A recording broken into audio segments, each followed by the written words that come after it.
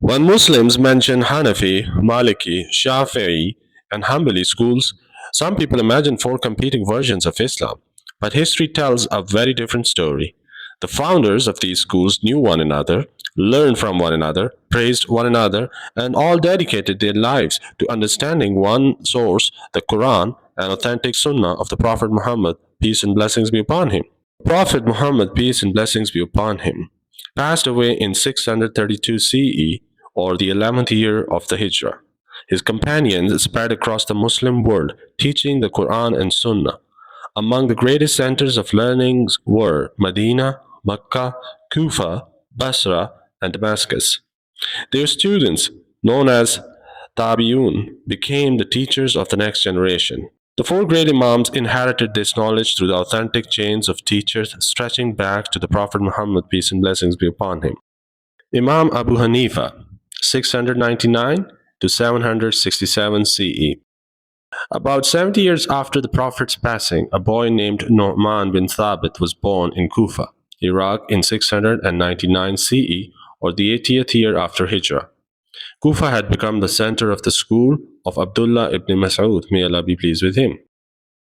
His chain of knowledge was Prophet Muhammad, peace and blessings be upon him, Abdullah ibn Mas'ud, may Allah be pleased with him, Alqama ibn Qais, Ibrahim al-Nakha'i, Hamad ibn Abi Sulaiman, and Imam Abu Hanifah.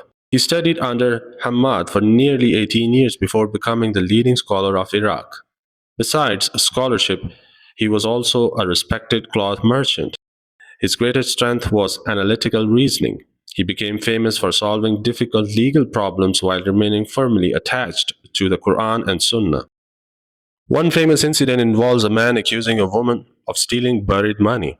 Through careful questioning, Abu Hanifa proved the woman innocent without needing witnesses. His integrity eventually brought him into conflict with the Abbasid government. When the Caliph offered him the position of chief judge, he refused, fearing political influence over justice.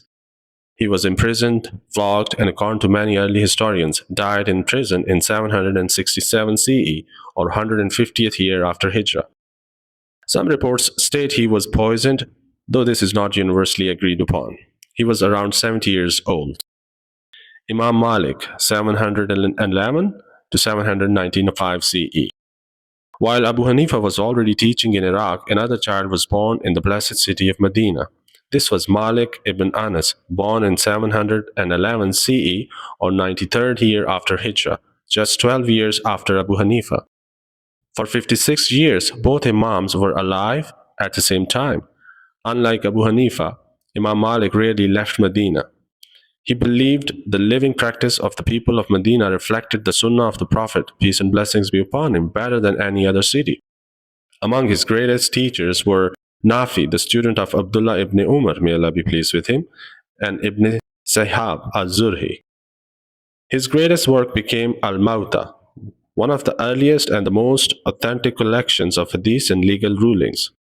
He was later publicly whipped for issuing a legal ruling that displeased the governor, but he refused to change his position. He died peacefully in Medina in 795 CE, or 179th year after Hijrah, and was buried in Jannatul Baqi. Imam al-Shafi'i, 767 to 820 CE. History contains an amazing coincidence. In the very same year that Imam Abu Hanifa died, that is 150th year after Hijrah, a child was born in Gaza, Palestine. That child was Muhammad ibn Idris al-Shafi'i. Later, he moved to Mecca and memorized the Quran at a young age. He then traveled to Medina to study directly under Imam Malik. After Imam Malik's death, he journeyed to Iraq where he studied with Muhammad ibn al-Hasan al-Shaybani, one of Imam Abu Hanifa's greatest students.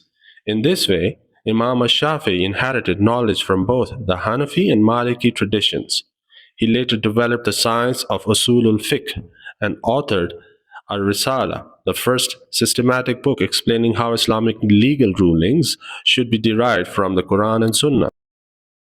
He famously said, "My opinion is correct, but may be wrong, and another's opinion is wrong, but may be correct." He died in Cairo, Egypt in 820 CE, or 204th year after Hijrah. Imam Ahmad ibn Hanbal, 780 to 885 CE. While Imam al-Shafi'i was becoming one of the greatest scholars of his generations, another child was born in Baghdad.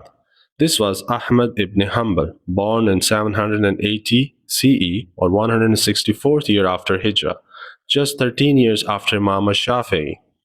He traveled thousands of kilometers collecting hadith, eventually memorizing hundreds of thousands of narrations. His greatest teachers was Imam Ash-Shafi'i himself. He later compiled the famous Musnad-e-Ahmad, containing over 27,000 hadiths. He was imprisoned, chained, and severely beaten during the Abbasid period. Despite years of torture, he never abandoned what he believed to be the truth. He died in Baghdad in 855 CE, or 241st year after Hijrah. Historical reports mention that hundreds of thousands attended his funeral, making it one of the largest funerals in Islamic history. The timeline. Notice how beautifully history connects these four scholars. Abu Hanifa, 699 to 767. Imam Malik, 711 to 795. Ash-Shafi'i, 767 to 820. And Imam Ahmad bin Hanbal, 780 to 855. Abu Hanifa and Malik lived together for 56 years. Ash-Shafi'i was born the very year Abu Hanifa died, and Imam Ahmad bin Hanbal studied directly under Ash-Shafi'i. Knowledge flowed continuously from one generation to the next. These scholars never encouraged blind loyalty to themselves. Imam Ash-Shafi'i said, "People are dependent upon Abu Hanifa in jurisprudence." He also said, "When scholars are mentioned, Malik is the shining star." Imam Ahmad said, "For 40 years I never slept without praying for al-Shafi'i." Imam Malik famously pointed toward the grave of the Prophet Muhammad, peace and blessings be upon him, and said, "Everyone's opinion may be accepted or rejected except the occupant of this grave." Each Imam taught his students to follow authentic evidence over personal opinions. The Hanafi, Maliki, and Shafi'i and Hanbali schools are not four different religions or sects. They are four scholarly methodologies for understanding the same Qur'an and the same authentic Sunnah. Their students preserved and organized their teachings after their deaths, allowing Muslims across the world to benefit for centuries and careful scholarship. More than 12 centuries later, millions of Muslims continue to follow their legal methodologies while remaining united upon the same core beliefs. Their lives teach us that knowledge is built through humility, respect, patience, and sincere dedication to the truth. May Allah have mercy on Imam Abu Hanifa, Imam Malik, Imam al-Shafi'i, and Imam Ahmad bin Hanbal, and reward them abundantly for preserving the religion of Islam.